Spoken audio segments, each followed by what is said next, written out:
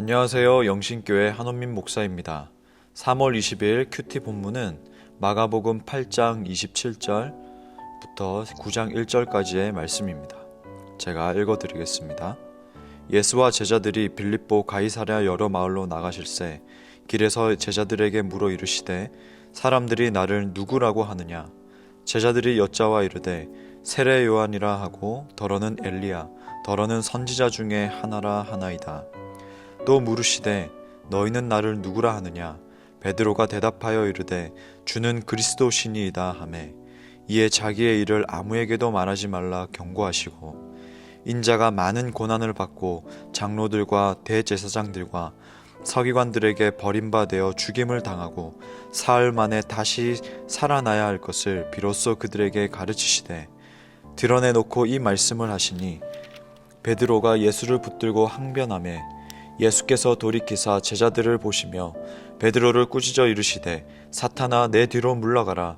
내가 하나님의 일을 생각하지 아니하고 도리어 사람의 일을 생각하는도다 하시고 무리와 제자들을 불러 이르시되 누구든지 나를 따라오려거든 자기를 부인하고 자기 십자가를 지고 나를 따를 것이니라.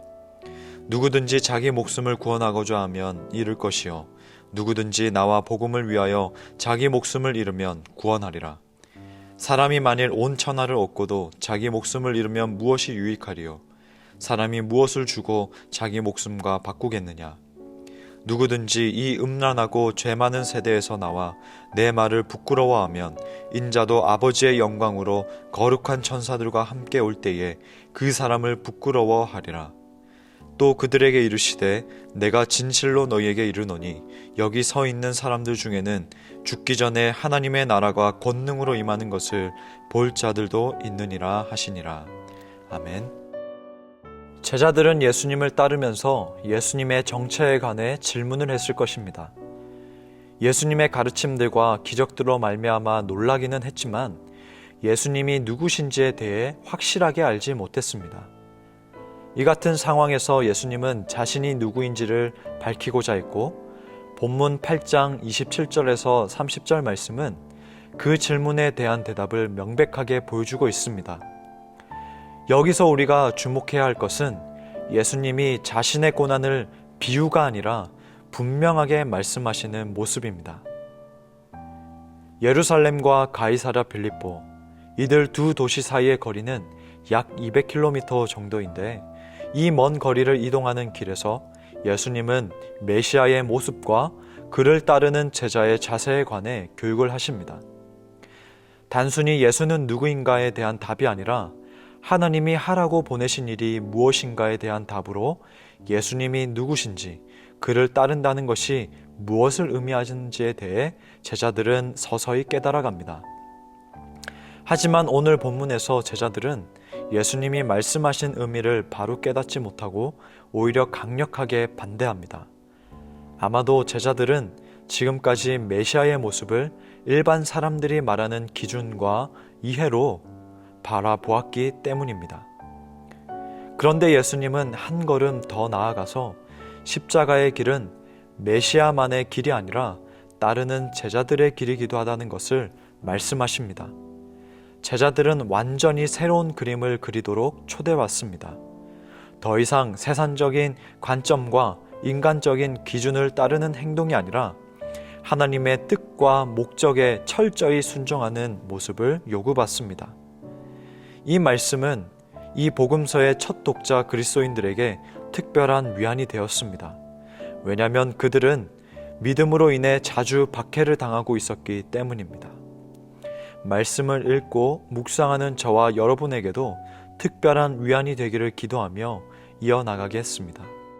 예수님은 모든 사람에게 자신을 따르라고 초청하시면서 따르기 원하는 자들에게는 반드시 필요한 두 가지 태도를 말씀하십니다.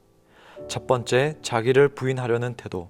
두 번째, 자기 십자가를 지려는 태도. 자기를 부인한다라는 의미는 원어적으로 자신의 유익을 먼저 생각하지 않는다라는 의미입니다. 그래서 자기를 부인한다는 것은 자기 중심적인 삶에서 하나님 중심적인 삶으로 바꾸는 태도입니다. 하나님은 우리의 삶에서 사소한 것들만 내어주는 것을 기뻐하지 않습니다. 오히려 우리는 매일마다 하나님의 주권에 모든 것을 열어놔야 합니다. 이것은 수많은 형태로 나타날 수 있습니다. 제자들이 그랬던 것처럼 어떤 사람에게는 직업을 떠나는 모습일 수 있습니다. 어떤 사람은 야망을 포기하고 명예를 포기하는 모습일 수 있고, 어떤 사람에게는 원수에 대한 보복심을 끊는 모습일 수 있고, 어떤 사람에게는 질투나 미움을 끊는 모습일 수 있습니다. 또한 가장 좋은 상황이 주어졌다 할지라도 이것을 하나님 안에서 해석하기 위해 기도로 간구하는 모습도 하나님의 주권에 맡기는 일입니다. 이처럼 우리는 각자 자신들의 생명을 하나님께 내놓는 모습에 있어서 가장 방해되는 것들을 잘 알고 있습니다. 잘 알고 있는 이 방해되는 모습들을 뒤로하고 하나님을 먼저 구하는 모습이 자기를 부인하는 모습입니다. 두 번째로 십자가를 진다는 것은 복음 때문에 어떤 결과를 당하더라도 하나님의 말씀에 순종하고 그분의 뜻을 따르는 태도입니다. 십자가를 지라는 초청은 당시 그리스도인들에게 위험, 희생이라는 이미지를 전달했습니다. 왜냐하면 로마 제국 안에서 가장 잔인하게 처형당하는 모습이기 때문입니다. 그러나 복음서의 첫 독자들에게 특별히 위안이 되었던 이유는 그들은 문자 그대로 그리스도인이 됨으로 인하여 죽음에 직면했기 때문입니다. 오늘날 대부분의 그리스도인들은 그러한 물리적인 위험을 당하며 살지 않습니다. 오히려 믿음으로 맞서는 것을 피하도록 유혹받습니다. 하지만 예수님은 고난을 말씀하실 때 비밀스럽게 말씀하시거나 비유로 말씀하시지 않고 명백하게 말씀하셨습니다. 따라서 예수님을 따르는 제자의 모습은 비밀스러운 것이 아니라 담대한 고백의 모습입니다. 그래서 우리들의 신앙에 대한 고백은 교회 안뿐만 아니라 밖도 포함됩니다.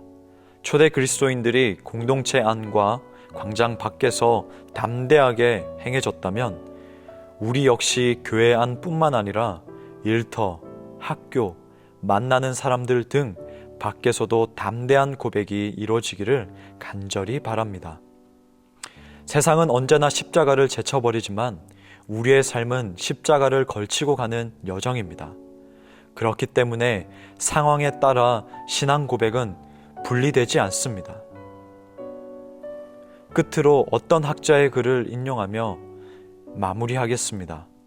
다원주의 시대의 유일한 진리의 표지는 회중의 삶 자체이다. 회중의 삶이 선포하는 복음을 해석하는 근거가 된다. 복음의 해석자로서 그리스도인의 삶이 감동되고 진리로 경험되어질 때에 선포는 비로소 복음이 된다.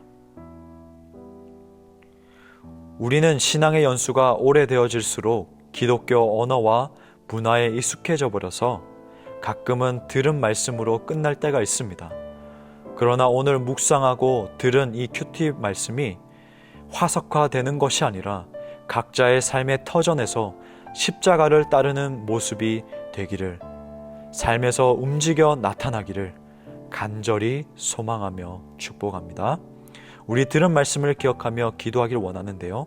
첫 번째로 십자가의 길이 우리에게 두려움이 아니라 위안이 되게 하소서. 두 번째로 십자가의 길이 화석화되는 것이 아니라 삶 속에서 움직이는 모습이 되게 하소서. 함께 기도하겠습니다.